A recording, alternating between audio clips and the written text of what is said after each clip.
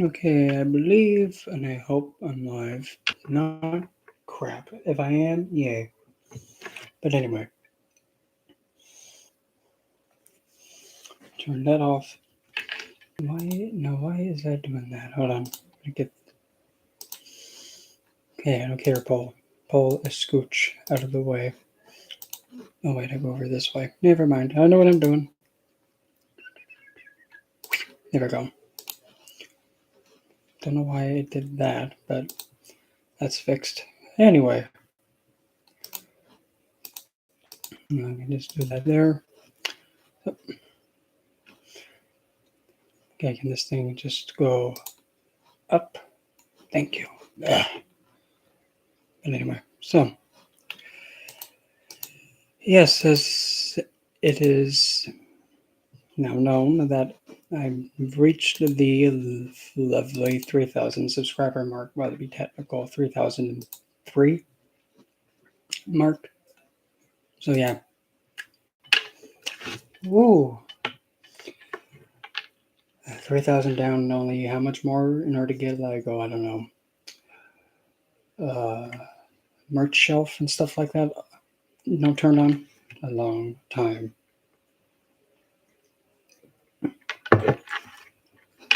But anyway, so I'd figure, great. Well, that doesn't help at all. Because what I was having the poll be about was for, okay, you viewers, you get to choose what the bloody heck I talk about, or open Q&A, or whichever. Looks like it's a three-way tie between creating servitors, show how to read a tarot, and pretty much the fundamentals for reading astrology and, getting just the basic core concepts. And of course, with all these three, I'm going to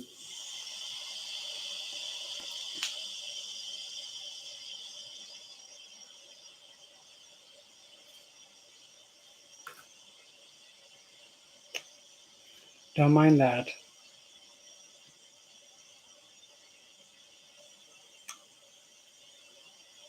Yeah, sometimes this thing likes to turn on for whatever reason and just be loud and obnoxious because pipes. But anyway.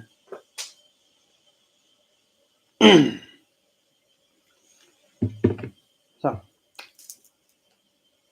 hello, Kayla. So now it looks like. Okay, water, can you stop being loud in the pipes, please? It was cute the first few minutes, but can you stop?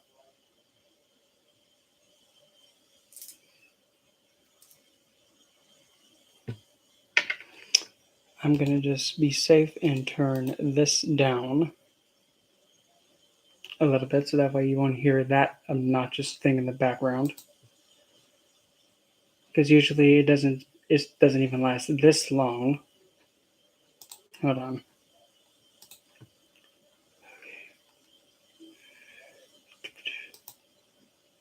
No, not that, you dimwit. Okay. Okay, am I still audible? Can you still hear me? I'm just I'm just making sure and double checking so that way. And hopefully you won't hear that other noise in the background. Well, obviously you heard that because that's me moving the mic. So,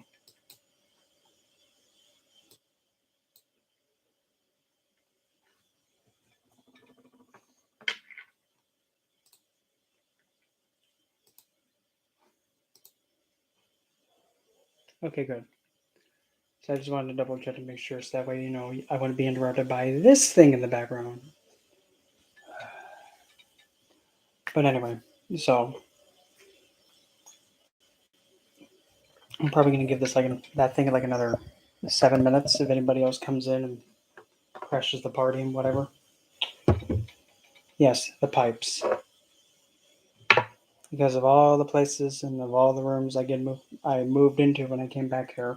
I had to pick the one that has all the pipes.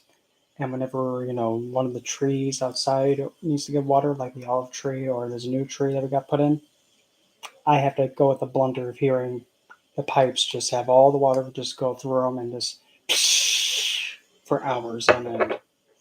So yeah, it's not really the best for me. But it is what it is.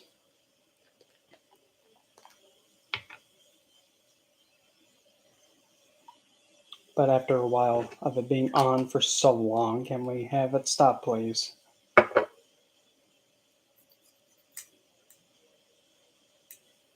And then it just like for some reason gets louder and longer because I don't remember it being this loud and long.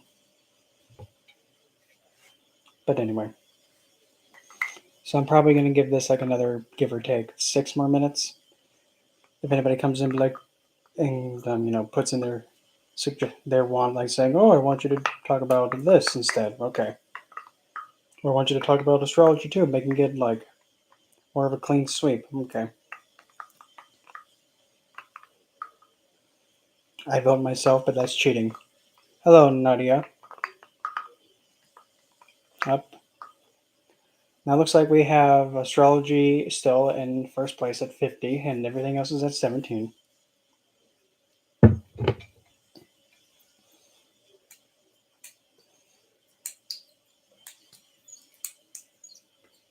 And I'm gonna. This got all greased up. I'm gonna put it back to where it belongs. It is a nice protection spot, and then grease myself up. No, not like that.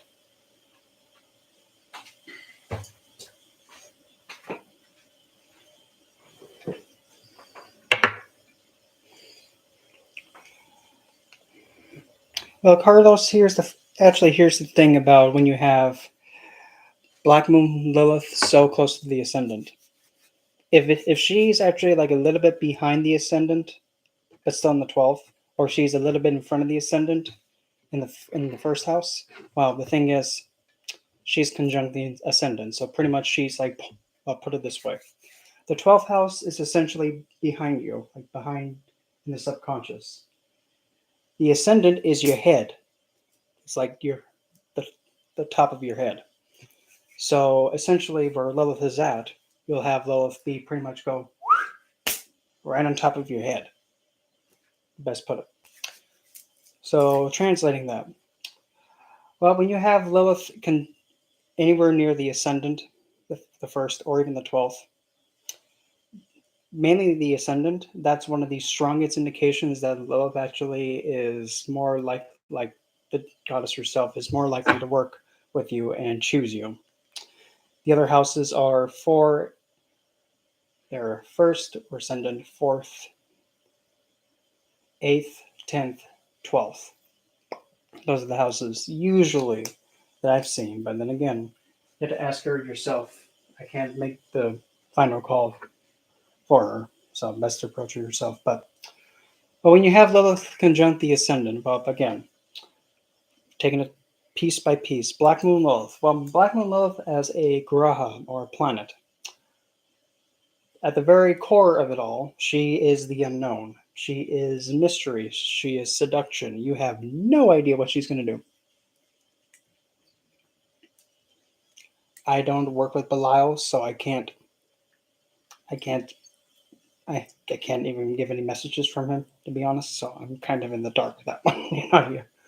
But you have Black Moon Lilith, a graha that's about the self-empowerment, about the acts of revenge, how one seduces another, how one uses their empowerment to get where they need to go. It also shows potential a traumatic point. It's also how one carries out means of occult as well.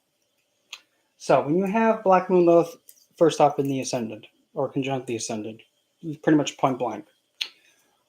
Well, for one, you have Lilith getting Digbala, directional strength. In other words, you're giving You're giving Lilith, a divine being, a physical body, which is something that every divine being wants, a physical body. So now that she has a physical body, she's unstoppable, meaning that you can't stop her. If she wants to go somewhere on this earth in this physical body, she does it. You can't get in her way. You can't hold her back because as a divine being, what she's known for is like, I'm gonna do this. Oh yeah, wait. Oh, cute. Get out of the way, old man. Oh, you broke your hip. Good. Stay out of the way next time. I'm gonna do this. I'm gonna do that. What do you mean I can't do that? You're funny. Move. So she has like completely, pretty much flat plains to run across, meaning that she can exert herself without any sense of being lost, not knowing where to go, or confusion. So she knows exactly how to exert herself. But now, when you have her in the ascendant, so well, for one, because I have her in the ascendant too. To start, Black Moon Lilith in the ascendant is again the strongest house-wise to have her in, because now divine being has physical body to take form in. So what you can see is that one's sense of empowerment comes from the self. And if you're looking at it from Lilith's viewpoint, she's looking at it like, well, what are you stupid? Of course I know this. Of course my empowerment comes from myself. That's the point. Duh. So one needs to find the empowerment within the self, nowhere else. If something is being chased after, to be giving that sense of longing, sense of power, making feel like, oh, this is what I'm supposed to do. I feel strong when I do this. I feel like I'm unstoppable when I go towards this. If it doesn't come from just you, this is not going to work. I will in a moment. And since the lugna or ascendant represents not only just the head, it represents the whole physical body as a whole. So having Lilith in the ascendant influencing the whole, like the body structure, you can actually see somebody having more of a. Again, now it depends. It depends on a male or female body. And before someone says, "But what about the trans bodies?" Well, it really doesn't matter. At birth, that's just like what's bestowed at birth, and that's where we're going at. What you can actually see is somebody's physical body tends to have a figure, and I know this looks a little bit odd, but go with it. You can see that somebody has a kind of a figure that's a little bit more of has a more of a feminine feel to it, has a bit of a mysterious look to it. And I know that was a little weird for me to do, but you get the idea. It pretty much everything falls into place, and it's actually able to catch people's eyes much easier. And that's another thing too. Black Moon Lilith in the ascendant first, or even anywhere near the lugna, naturally you just exist and people are just drawn to you without even doing anything. You exist, people just, and even when you question them, like, why are you getting so close to me, dude? I'm not into you. I'm not just too close kind of a people. Besides, you kind of smell like a fat, obtuse, abandoned whale. Scooch. So yeah. But the thing is, the people that are coming closer to you, they aren't aware of it. It's just like a thing that just happens. And when you're trying to figure out why people are coming towards me, they're even thinking like, why am I getting just being pulled to this person? Because again, Black Moon Lilith is the void. It's essentially like the voided part. Mm-hmm. Yeah, but now here comes the thing though. Here comes the bit of a double-edged sword with the Black Moon Lilith in the Ascendant. Well, actually, to add more, like some more things about it, when you have her conjunct again in the Ascendant, you can actually see how this individual gets revenge. What they do is they boost themselves up. They pretty much better themselves in any way possible, like their appearance, their how they present themselves, or just anything in general where they're lacking. They boost themselves up so high that they then turn around and then they put down the people that were putting them down over whatever aspect of their life they were saying. Like for example, like say if somebody was being made fun of because they looked brawny and skinny. Now this person actually goes and does weightlifting and muscle training and muscle toning, and now they're actually ripped with muscles and they have like a more defined tone and they have a more defined muscle structure. They then turn around and say, "Wow, look at you guys! You guys, you think you call that meat? You call that meat on your bones? No, I feel like I'm looking at a bunch of chopsticks with cobwebs on it. Ugh. No, no, no. You can't even converse with me because you don't even know what meat is. Go away. Nope, nope. You can't even come anywhere near me. I don't like interacting with chopsticks. That's an example. But also, since Black Moon Lilith does also represent a potential traumatic point, sometimes, not saying all the time, but it has potential to have any kind of like a real traumatic event happen that is because it was self-inflicted. But when I say it's self-inflicted, that doesn't mean no. It doesn't mean you pick up a blunt object and whack yourself with it. No. Meaning that, say for an example, if there's somebody that you're wanting to like go and be with, but then when you go and be with this person and you're thinking it's all good and dandy, everything's going great, all of a sudden they turn on you and they kind of act a little bit insane. They put you in danger and they abuse you. That that's a potential that can happen. Because again, Black Moon Lilith is the unknown, the void. You have no idea what she's going to do. That's the big thing.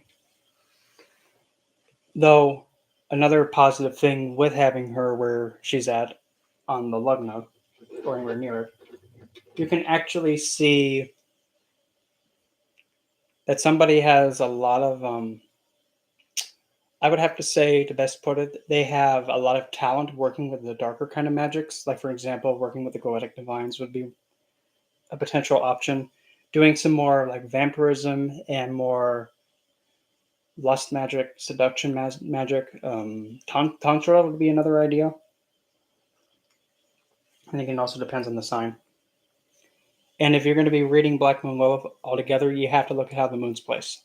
Because essentially the moon is Lilith's dispositor.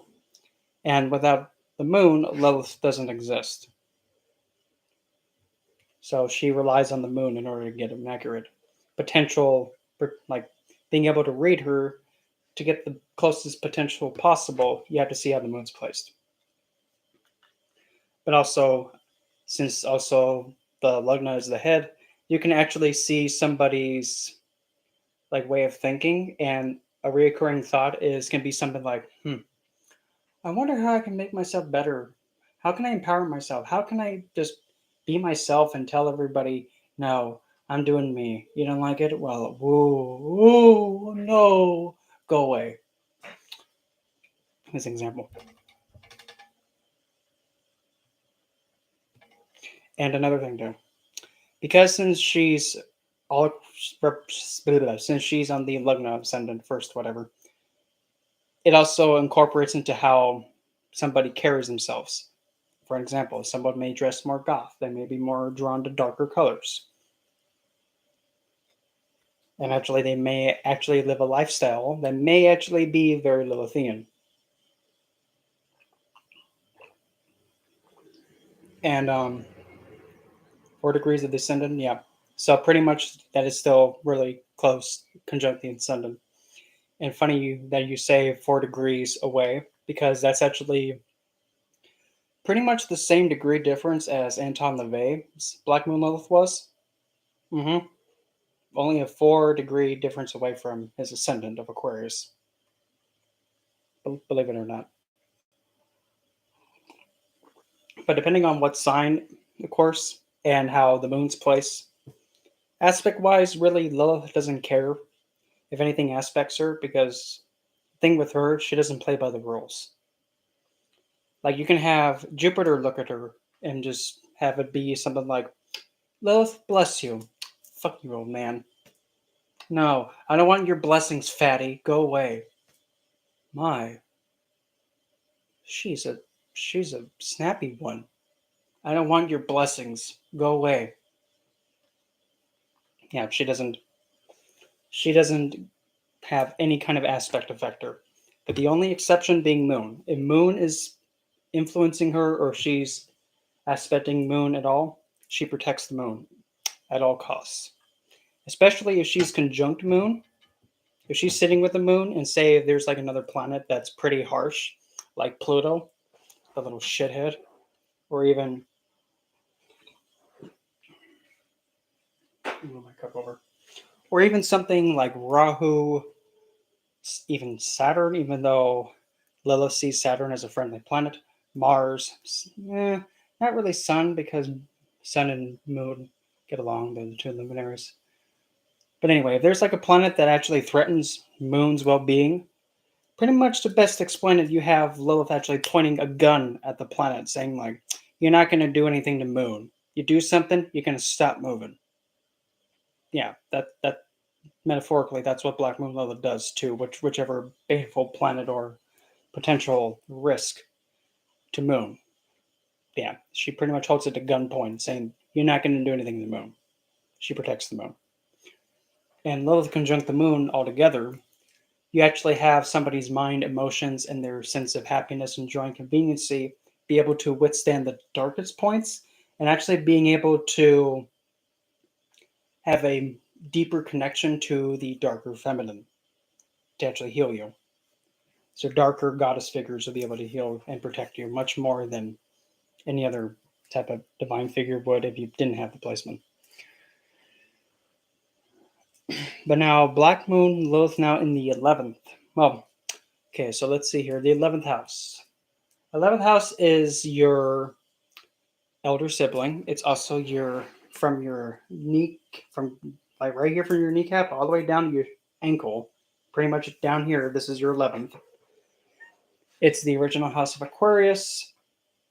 It's your hopes, wishes, desires, gains, social networking, social reform. It's also how you connect with other people, network. It's also your friend circle. It's also a house of innovation too, because it does have the energy of Aquarius. But it's also a trick house, meaning that it makes you think, yes, I'm getting gains. Trick you. That's just what it's called. But anyway, so having a Lilith in the 11th, well, essentially your empowerment comes from your innovation and pretty much making yourself stand out. You also get empowerment through your network circles and your friends. So if you have like a few close friends that actually are really great to help motivate you and support you, they actually help empower you. And now here's the thing with Lilith. The last thing Lilith wants to rely on for empowerment is anybody outside of her except herself. So in a way, you can kind of see her be a bit, yeah, with this. But still, on the positive side, though, when you have her in the house of hopes, wishes, desires, the thing is, she doesn't have hopes. She doesn't have wishes. She has, I'm getting it. I'm getting it. There's no hoping. There's no wishing. There's no longing for. It's I get it or I get it. That's just how her energy is.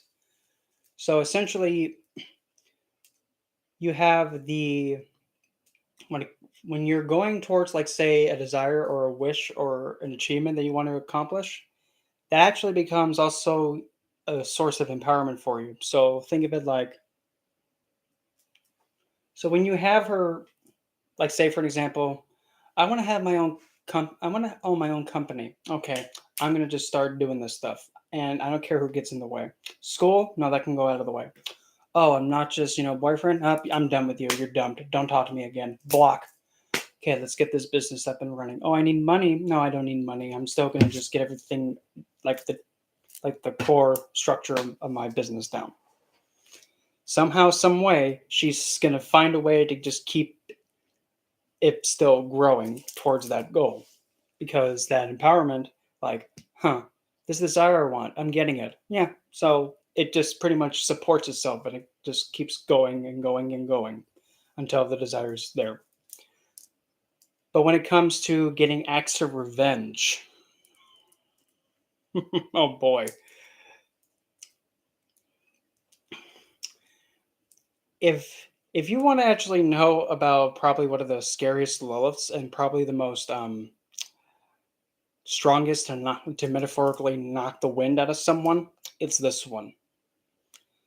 Like, say for an example, if there's a want that somebody wants, but you also want it too, and you don't like this individual and they've messed with you, this is the type of position where you can actually see somebody like overkill, push hard to get this desire and this want that they want, and then this other individual wants.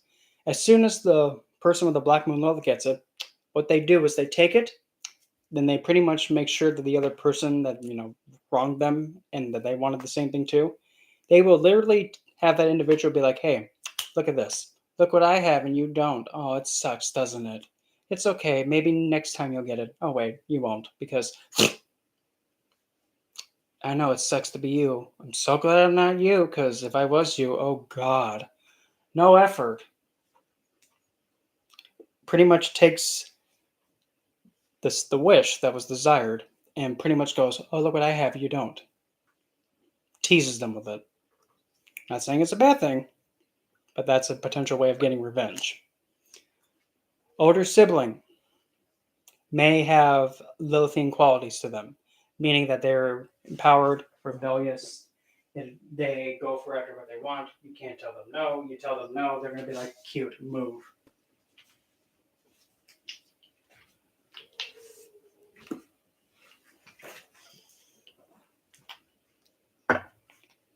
And you can also say that if there is if there is a nonprofit that this 11th house Black Moon Lilith would be most drawn to, it would be involving anything regarding assisting domestic violence survivors, abuse victims, primarily women though, and actually being a victim's advocate and getting the needs and the security to the women who are wrongfully treated by, dim-witted men.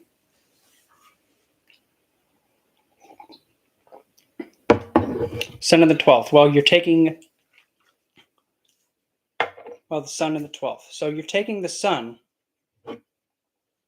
a planet like the Graha that's all, "Check me out. Look, everything in here is completely revealed. Everybody can see in here, right? Yes, we can see you, sun.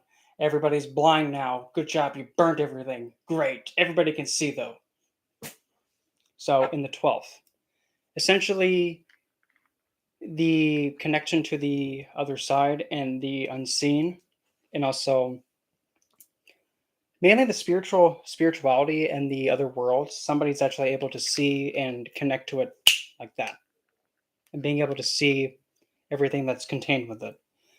But also, since the 12th is also pretty much asylums, hospitals, as well as monasteries, or anywhere that's a different world away from this world, but still on Earth, like a prison, you can actually see somebody being in an authoritative position with the sun, though. But again, it depends on the sign, though. And because since sun is in the 12th, you can also unfortunately have challenges with the nasty, if you catch my drift, because that's the 12th. Still. So you can actually also see somebody being a little bit like, "I'm taking control of this incident," if you know what I'm getting at. So it all really depends on the sign placement and all that. Okay, so looks like the poll. Give it a second. The poll has been done, so it looks like everything else failed, and Astrology 101 is the victor. Okay. Okay, everybody, so get your note-taking apparatuses or not, or just, just remember, where the heck? Oh, right in front of my face. Okay. So, get your notepad, note-taking apparatus if you deem fit. Pay attention to listen. Get the gum out of your mouth. If you have gum in your mouth, spit it out. Okay, fine. I'll let you have gum this once. Just don't stick it on the desk. Because if you were to do that, oh boy, not again. I don't want to be, scraping gum off my desks. Just looking for one more thing, and then we can get started on it.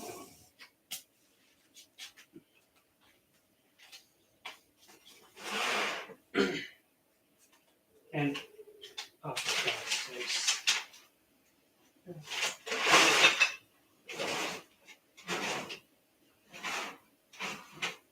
So, just looking for my Black Moon astrology deck. So, shut up, Zeus. God.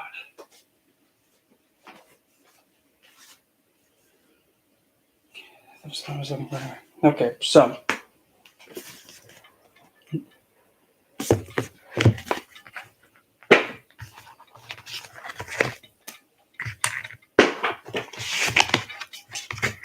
So essentially, I'm just going to go keep it simple and go houses.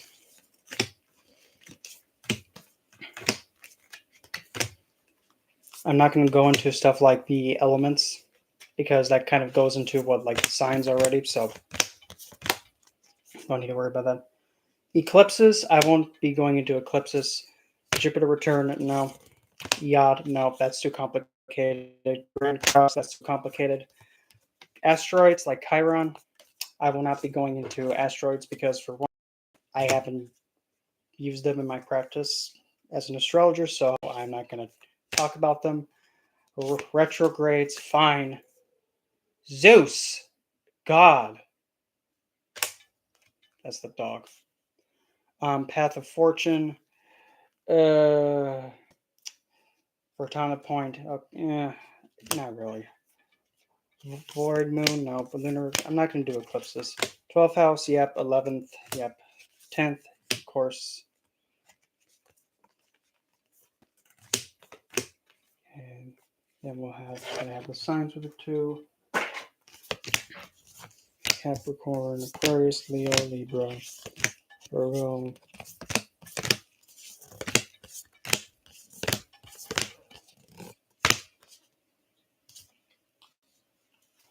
I'm not going to do Saturn return yet.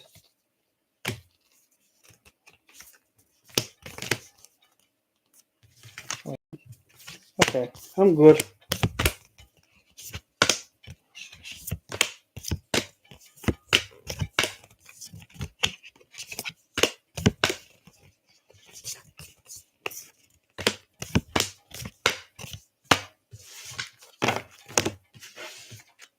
Okay, so let's get this nitty-gritty thing on the road.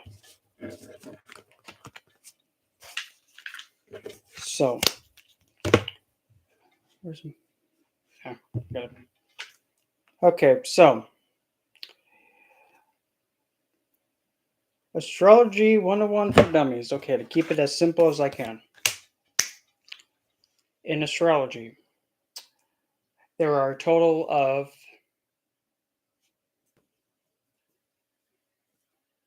approximately, and I'm basing this off of what I know, there are a total of 4 types of charts you can use to read with. Actually, my phone will be able to show one of them. Crap, never mind. So, I hope. So,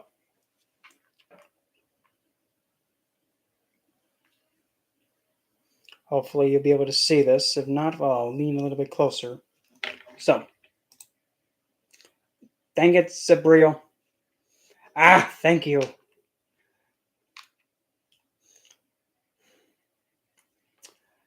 I'll be sending you something on Instagram, sir. Zeus, Zeus is my dog's name.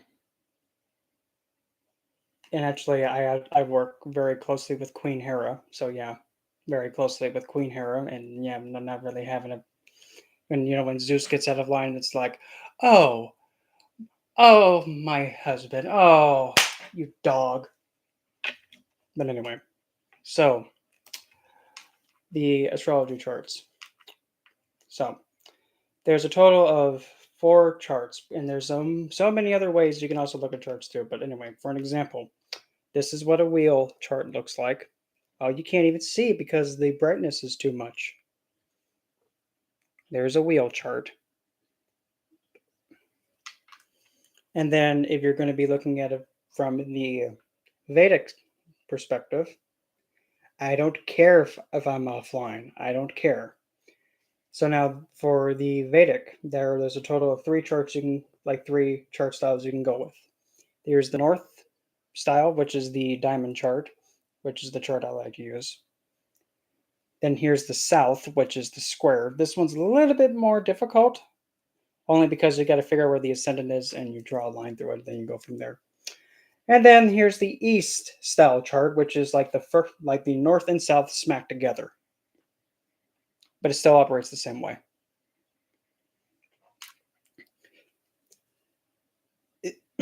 Is there any specific chart that you have to use? No. Should you learn how to read all of them? You should. But when you decide which chart you're going to use to read, it's better just to stick with one. But in case, if you're, for an example, if you are learning both Vedic and Western, it would be good to actually learn the wheel chart, regardless. And depending on which chart you're more comfortable using on the Vedic side, you just simply can choose the north, south, or east. But how do I know which one will be able to work with me easier? Well, simple. After this live stream or during the live stream, whichever, you simply just look at the chart, and if it draws you in, then that's the one you use. If you look at another one and you're like, not feeling it, then you don't even have to worry about it. Yeah, I don't feel that one. But for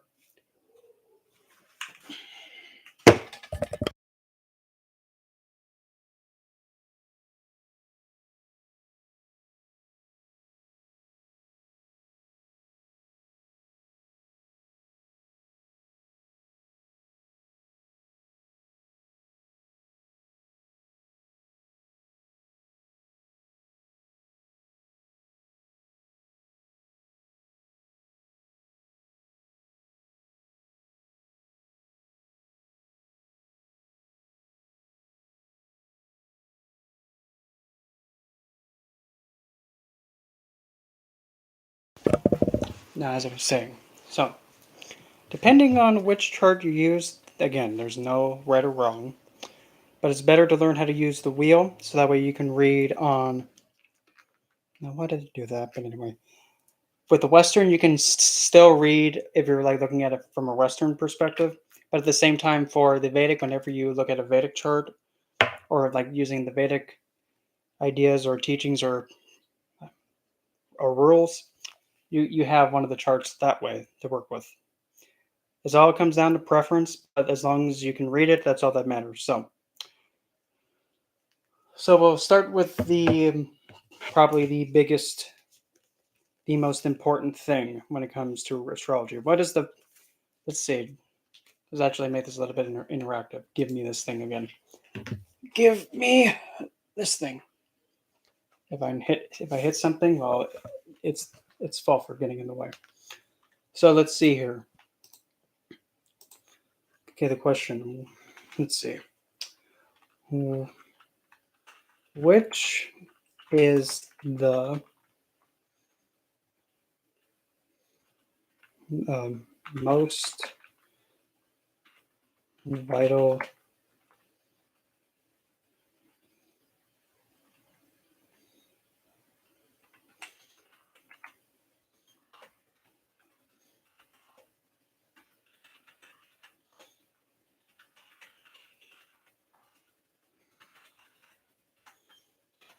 now keep in mind with this question, don't think of it like if you're looking at just a person's or an animal's or an event's chart. Think of it all together.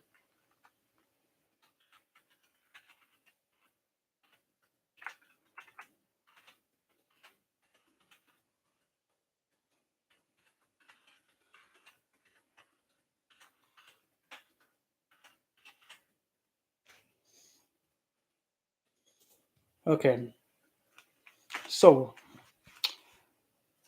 just for a giggly, which is the most vital point in every astrological chart? Meaning, regardless of what kind of whomever or wherever or what countries, it don't matter. Which is the most important in order to actually start the reading? Is it the ascendant, the moon, or the sun? If you have no idea, then just take your best guess. If you know, yay. If you don't know, well, okay. And also bear in mind, if you were here before when I say when in doubt, read by the moon, don't use that right now. Because without this point, you're crippling a good more than half the chart if you don't have this knowledge of this one placement.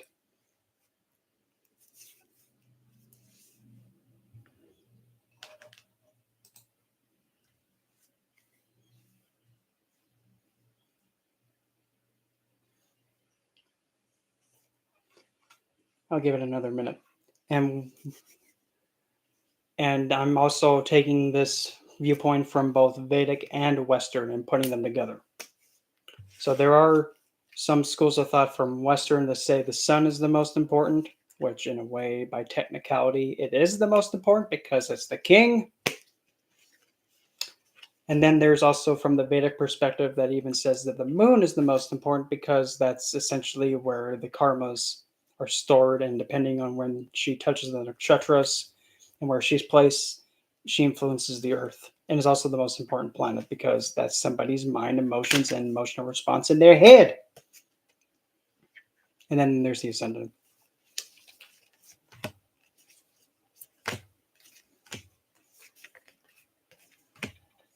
Okay, so where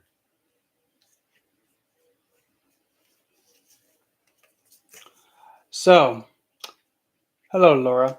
The most vital point. The sun? Nope. To be completely honest, when it comes to reading and analyzing a chart. Mm-hmm. Yes, yes. Though in this case, the sun, all that the sun is the soul. The moon. But yes, the moon is also a very important planet. But the thing is, if you don't have the ascendant degree, you don't have a physical body. When you don't have a physical body, the grahas that are influencing the planet, they're not going to have anything to influence. That's the thing. The ascendant is the physical body. Without the physical body, the grahas are just whiffing it. Like Moon is being like, yeah. Sun's like, go. Then you have Saturn being like, take it. And they're just throwing at nothing if there's no ascendant degree or ascendant point, which is the sign that's rising from the east.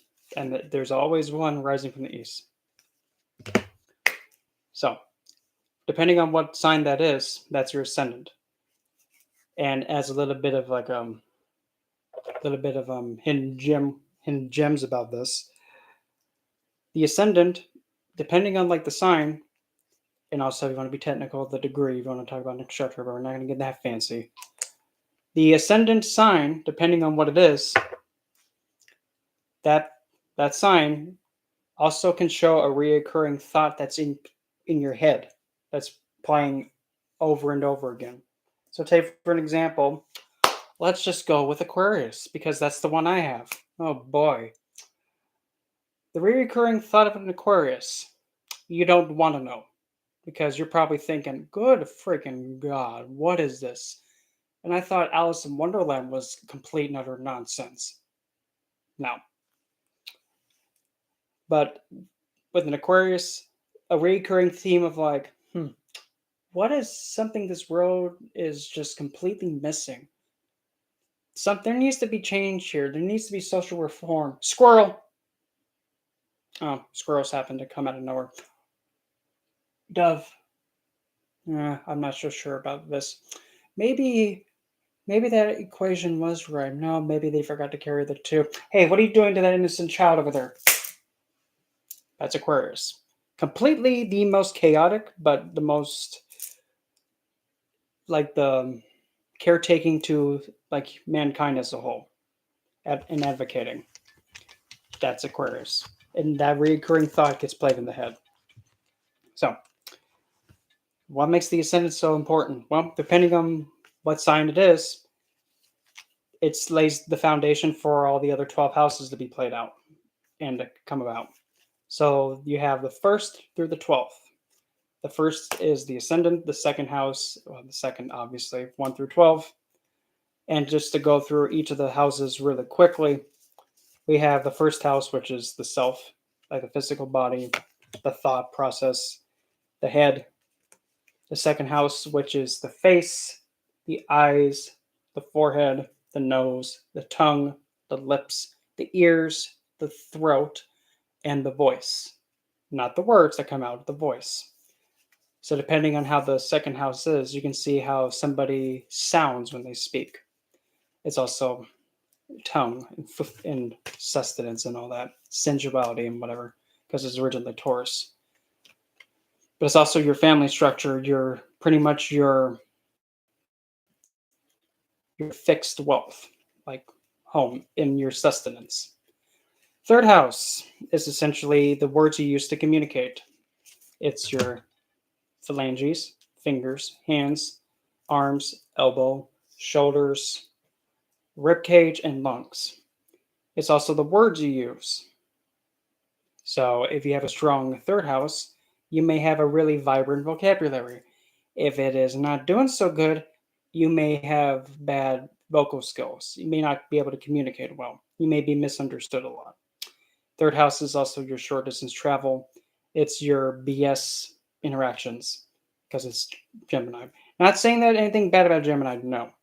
It's just that third house is like gossip and marketing and news reporting. It's just it is what it is. Fourth house, essentially the fourth is the heart. It's essentially the right there. It's the heart, the chest. It's the house of mother. House of mother. It is also your sense of conveniency. It's your emotional standing, believe it or not, emotional body. It's also what makes you feel secure and happy and fulfilled. It's also what makes you feel a sense of nourishment. It's also how your mother carries herself and how you view her and how she is towards you. You can have another sibling, but she's going to act completely different to them. It's what you experience. Fifth house, essentially, now you're going where the diaphragm is and a little bit lower to like where the navel's at. Fifth house, that's the house of children. That's the house of creative self expression. It's the house of romance. It's the house of playwright. It's the house of political shenanigans. It's also the house where you can actually see somebody actually doing a lot of dharmic service and dharmic action. And it's actually one of the houses of the Dharma Triangle 1, 5, and 9. But those are the fire signs. Sixth house. Sixth house is the house of you pretty much going out and you're facing the struggles and the, oh my Lord, Lanta, the horrors of the world. It's your day-to-day routine. It's your handling of obstacles, oppositions, enemies, but it's also the house of people in poverty, like caretaking to people in poverty. It's also the house of caretaking to small animals, pets, and pretty much being like a victim's advocate and legal disputes. It also rules the intestines. Then we come to the seventh. The seventh house is the house opposite of the ascendant. Believe it or not, the seventh house is the house of your enemy.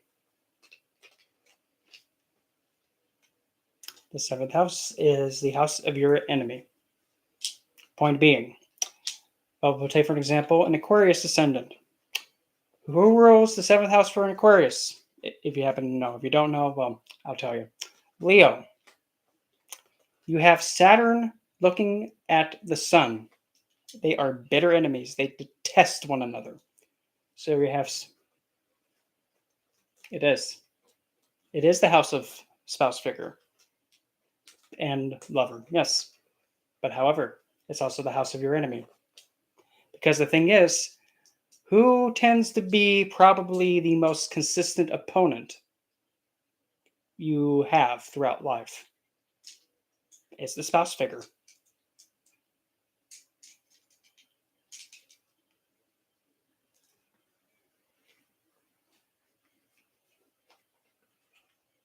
But again, but Lisa, isn't your Black Moon Lilith influencing the seventh house?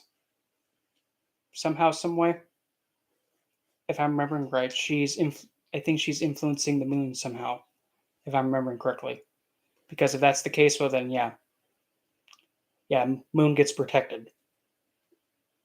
Regardless of the aspect, even if it's a square, Lilith doesn't care. She protects that moon at all costs. Like, oh, moon's in trouble? No, she's not. Oh, she's in trouble? No, no, she's not. But the seventh house is the opponent, other people. It's also the house of bartering, trade, and negotiations. And it's where you also can see how the roadway, like the roads. Oh, yeah, well, oh, yep, yep. You're, yeah, that. Oh, yeah, no, no, no, no, no, no, no. Do not that. Now that's a Lilith you do not want to mess with. Just for an example, so we can have an idea. When you have Black Moon Lilith in Virgo in the seventh, next to Moon, put it this way. Well, for one, Lilith is agitated being in the seventh house because she's thinking, why do I have to rely on other people to be empowered? What are you, stupid? Ugh, whatever. But now here comes the twist, though. She, what she does for acts of revenge, she actually manipulates people into going at each other. She makes people become like her puppets. Yeah. So in a way, if there's a group of people that are messing with her or like trying to harm her, what she'll do is she'll string her opposition or her enemies or those that are trying to cripple her into swinging at one another. Yep, she's not happy being in the seventh, but oh boy, she'll take advantage of it. She'll make sure that she gets all the enemies that she has, fight to the death for no reason. And because since it's Virgo, a Lilith Virgo, to put it simply, if you agitate her, she'll get revenge by literally ripping every little thing that's wrong about you and just completely decimate you with it. And because since it's also the seventh, if a spouse figure messes with this Lilith, especially if it ends in divorce, the best give a good picture. Picture this. Imagine the spouse figure, being, like pretty much held by the neck right above a tank of like bloodthirsty piranhas. And Lilith is just being all, it'd be a real shame if I just lost my grip. And he just gets eaten alive, ripped to shreds in the legal system and every little thing. Yeah. That's how Lilith gets her revenge. Like, oh, well, that's a shame. Maybe you shouldn't have been stupid. Now look at all these legal things you got to deal with. And the thing is, if they, mm-hmm, that's just what with Virgo, that energy is all about pretty much like nitpicking and pretty much like completely eradicating anything that is impure, and pretty much anything that is a hazard, like a health hazard or anything that is a hazard to somebody's well-being. Virgo is the one that goes in with pretty much a flail and does not hold anything back. She goes in and just starts whipping everything. Yeah, completely eradicates it. But now if this individual that, is being, taught a lesson to not being dumb, tries to take a swing back, again, well, Black Moon Lilith, when you try to go back at her, she'll just have the whole thing go again, but much worse. And if this individual actually has people helping them, Lilith will actually have a lot of enjoyment in actually having the the ex-lover, and then the person, like, say for an example, this individual hires a lawyer or somebody to represent him. This Lilith will actually have a lot of fun taking control of this person that's hired and manipulate them into going after the ex-husband. Somehow, some way, she'll figure out a way to be like, you know what? You shouldn't even be siding with him. He's an abuser. Did you know that? Oh, you didn't? Here, look at all the stuff he did to me. I know, it's sick, isn't it? And that's just what she would do. She would then take control and pit them against their own client. That's the seventh house is a house she hates being in, but the thing is, she uses it to her advantage. And although the best put it, if you were to use this love to his best advantage, if somebody crosses you wrong, just keep a tab of their note. Like, keep their name written down so that way you don't forget it. And then you just pit them against another twathead that caused you wrong. That way it could be a big giant oopsie mosh pit that they can all go through. But anyway, back on to what I was saying. So then the eighth house. That's the house of, oh snap. It's the house that anything can happen. Okay, that was random. It's a Final Fantasy battle. It's the house of the occult. It's the house of stuff hidden underground. It's also the house that has just dominion over the law of probability. And the law of probability states there is a certain percentage of a whale landing on top of my head and picking me up and then slapping me. That's the law of probability. Everything that is ever thought and ever can be thought of and has the potential to happen has a certain percentage point, an equation. That's the law of probability, which does go into the eighth house. It's also the house of in-laws. So if your eighth house is like, oh God, well, careful with the in-laws. Ninth house, the house of long-distance travel, and also gurus, higher education, like man's law, man's philosophy, not spiritual law. Spiritual law is in the 12th. That's divine law. The 10th house is the house where everybody can see you. It's your reputation, it's your work, it is your karmic service. It is the Bhavat Bhavam of the 7th house. Meaning, your highest act of karmic service will be towards your significant other and spouse figure. But now here comes the thing. Karmic service, now here's the thing. To them, you have to give them their karmic backlash for their stupidity. Sometimes the best way to help an idiot is to, inform the idiot and give the idiot, hey, here's what happens for being an idiot. Sometimes you got to be the one to give it to them. I've said what the 11th house is already: the hopes, gains, wishes, fulfillment of desires, network circles, friendships. And then the 12th, which is the ocean of the stars. It's the other dimensions. It's also the places like jails, asylums, hospitals, and any other place that is a world that's still within this world, but is kept in a different place, if that makes sense. So those are the houses. Now the signs. So the signs, again, starting with the first house. The first house is Aries. Aries is the sign of youthfulness, immaturity, impulsiveness, physically active, going after something and pretty much taking initiative. Taurus, the sign that's the most sensual, the one that's all about the senses and all about the wealth and luxury and conveniency and comfort and woosie-woo-ness and beauty and all the pleasing of the senses.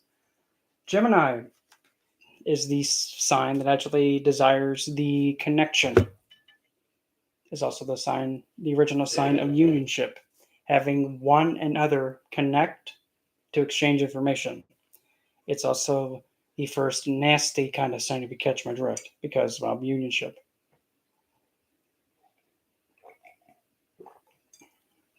I'll get to that after I finish the signs, Laura, so hold that thought. Cancer is the sign of the Divine Mother. It's also the sign that is actually looked at for pretty much how one does their nurturing and their deep nurturing and what they feel the most to nurture. Depending on also where Cancer is, like in the house, the energy of Cancer brings the qualities of mother to that house. So if you have Cancer in the, so for an example, Cancer in the 10th house, you actually have your mother actually being really looked up to in society, and she has a strong profession. 5th house, that's where Leo's at. Leo is a sign of like, check me out, playwright, getting noticed, and speculative gains and petted and being petted, playwright, and liveliness, and also pretty much it's fixed fire, fixed inspiration of creativity. 6th house Virgo is the sign that is all about perfection and purging anything that's a disease, infected, impure, and seeks to bring in purity and cleanliness and to drive out that what is not of any kind of benefit and anything that's trying to infect or deteriorate what's around. It's also taking a stand for those who cannot fight. Libra is the sign that's usually said as the most balanced. And no, it's not. Libra is not the balanced sign. In fact, it is the most unbalanced. Because with Libra, it's the sign that's actually used to negotiate. Hello, Adam. You negotiate, you also do contracts, commitments, and you give your side of what you want and what you are willing to sacrifice for. That's the 7th, or naturally Libra. Then it's just another day. That's pretty much all I can say. Scorpio is usually seen as, oh God, Scorpio. Oh man, they're going to kill me. No, no, no, no. Ugh. Scorpio is the sign that is intense. But now, intense doesn't mean it's always overkill. Because you can have a Scorpio that is completely devoted and committed to someone else. That's Scorpio. Then there's the Scorpio that is a bit dark in the way that they express themselves. Doesn't matter, it's still art. That's Scorpio. It's also the occult too. It's also transformation. And as well, protecting others. That's Scorpio. But also in a way that can be a bit overkill. It also has the most wealth. One of the most fruitful signs of wealth, by the way. Sagittarius, as I like to pretty much call it. Sagittarius is also the alchemist, not just a centaur shooting an arrow to God knows where. It's an alchemist. So Sagittarius is the sign that's also the general, the commander, the one who strategizes the military to line up and get into line and have their strategies get planned out for their attack. That's Sagittarius. Capricorn. Some people say, oh, it's the sea goat. Okay, that's one. Originally, it's a crocodile. Capricorn is the sign that takes the initiative, takes the opportunity. Is slow, steady, patient, but when the time comes, takes it. It's also the most adaptable, meaning that you can put it in any environment, it'll figure out and it'll adapt. As well, crocodile. You put it on land, it knows how to move. You put it in water, it knows how to move. You throw it in the air, it'll just go and still chase after you. Aquarius. Like I've said before, Aquarius. The most innovative, the most, what in the world is this thing doing? The most random, the most chaotic, and the most unique. If you try to go along with an Aquarius and pretty much push their agenda, they're going to look at you and think, why can't you do anything for yourself, copycat? Then there's Pisces. Actually, going back to Aquarius, there's one more thing too. Aquarius is actually the highest of all the signs because it is the last of the masculine signs. And since it's an air sign, it is the highest intelligence too. And also does have the conspiracy theories in there too. But that's the thing. It's a theory. Is it real? That's for you to decide. But make sure you have the evidence to support it. And use your head. Because remember, the thing about Q, without you, Q is useless. Remember that. The letter Q, if it doesn't have you, it's useless. It doesn't do anything. It just sits there like, I don't have you. I'm scared. What do I do? You, where are you? I can't do anything. You, I'm scared. Rahu and Aquarius. Well, that's Motorcomb. He's comfy there. He's really comfy in Aquarius because he's like, oh, I can be extra. I can just be myself and be unpredictable and get all the gains I want and be innovative. It's good. Yeah. He actually owns Aquarius. And also Set Vishaka, which is the very first nakshatra that comes out of the initiative. Then Pisces. Pisces is the ocean. The depths of the ocean is also the spiritual ocean, the imagination ocean. So those are the signs. Now, taking a look over now to Lilith and Taurus. And then we'll go to the planets.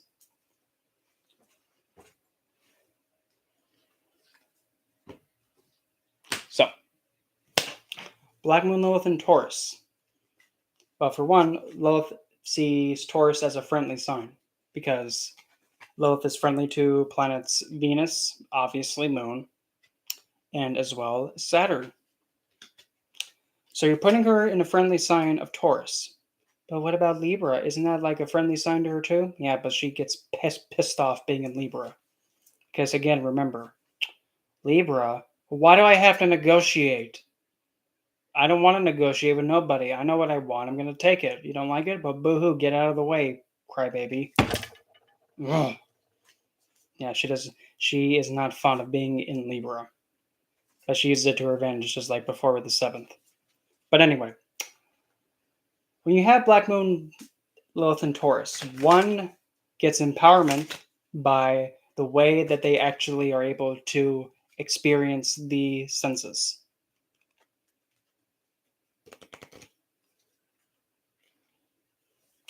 What, in Black Moon, Lilith, and Libra? I wouldn't be surprised because it does have that potential. Because if depending on also the house, like I would even say like in the 8th, that one can be a little bit uncomfortable. But also Venus might be in a bad spot too. But then again, also got to look at the moon. But one gets empowerment by pretty much being able to embrace and pretty much enjoy the senses and live a life of luxury. One gets revenge. Oh boy, here we go. The best way for this Lilith to get revenge in Taurus is by pretty much making themselves be a lot more glamorous and make them appear to be more wealthy, put together, and more appealing to the senses. Like, for an example, if somebody is like putting this Lilith down for not looking so good, she will actually invest in some kind of material, or she'll even make an outfit herself that actually makes her appear more well put together. And she'll actually then go to the person that insulted her and said, oh, look at you. Look at you wearing those rags. Where'd you get them? The trash can? Oh, it's okay, honey. It's fine. Sometimes people just gotta wear toilet paper. Oh, besides, you got flies all over you. Go away. That's just one of the things. And also, because since Taurus does represent the fixed wealth, you can actually see one's sense of one actually gets the security through Lilithian means, meaning that if you were to do things such as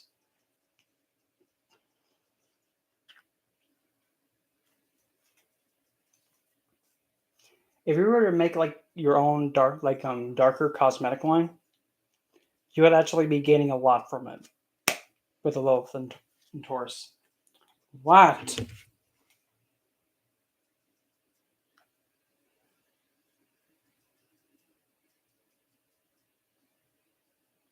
What do you want from me?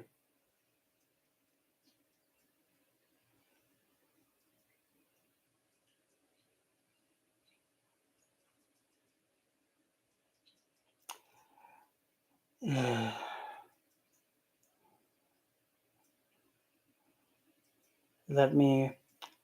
I'll be right back. I gotta make a phone call because mine needs me. So I'll make another stream in like about a few minutes. I'll be right back.